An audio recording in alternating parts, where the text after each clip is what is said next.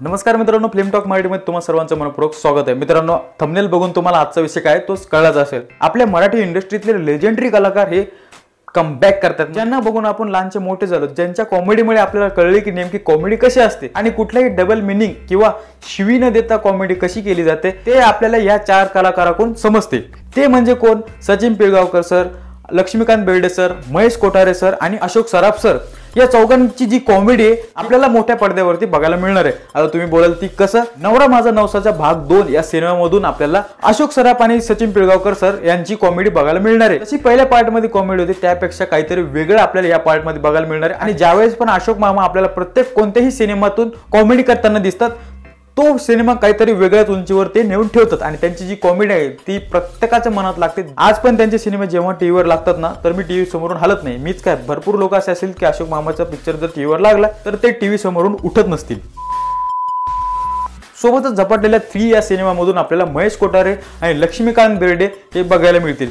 आता लक्ष्मीकांत बेर्डे सरांचं नाव आलं म्हणजे त्यांच्यासाठी आपल्या मनात एक सॉफ्ट कॉर्नर आहे, हे सगळ्यांना माहिती आहे। आता काही लोकांना माहित नसेल, पण काही लोकांना माहिती पण असेल की AI टेक्नॉलॉजीचा वापर करून झपाटलेल्या 3 या सिनेमामध्ये आपल्याला लक्ष्मीकांत बेर्डे हे बघायला मिळतील। पण महेश कोठारे सर त्यांचा कशा प्रकारे वापर करतात, एक सिरियस रोल त्यांना देतात किंवा कॉमेडी करताना आपल्याला ते बघायला मिळतात, हे नक्कीच बघण्यासारखं असेल।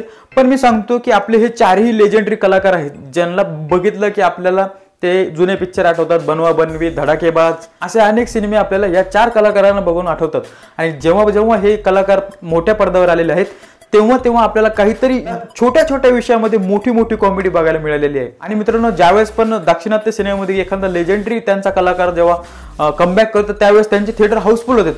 त्याचप्रमाणे आपल्या मराठी इंडस्ट्रीमध्ये जर लेजेंडरी कलाकार मराठी इंडस्ट्रीमध्ये कमबॅक करत असेल तर आपलं पण काम बनतं की आपण ते थिएटरमध्ये जाऊन बघायचे आणि हाऊसफुल करायचे, आणि हे सिनेमे नक्कीच हाऊसफुल होतील याची मी 100% खात्री तुम्हाला सर्वांना देतो। पण आपले जे लेजेंडरी कलाकार आहेत ज्यांना बघून आपण मोठे झालो ते पण कोणापेक्षा कमी नाही आहे। त्यांचे एक स्वतःचं अस्तित्व त्यांनी तयार केलेलं आहे।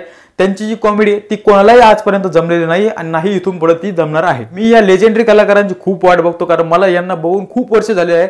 मला परत एकदा यांना मोठ्या पडद्यावर बघायचं आहे, कारण मी ते बायांचे सिनेमे बघू खूप बोर झालेलो आहे। मला काहीतरी धडाकेबाज असा ऍक्शन किंवा कॉमेडी मस्त जबरदस्त माणसाचा सिनेमा बघायचा आहे। आणि माझी एक छोटीशी अपेक्षा आहे की मला हे 4ही कलाकार एकाच सिनेमामध्ये बघायचे, आणि हे माझंच मत नाही, हे अख्ख्या महाराष्ट्राचं मत आहे।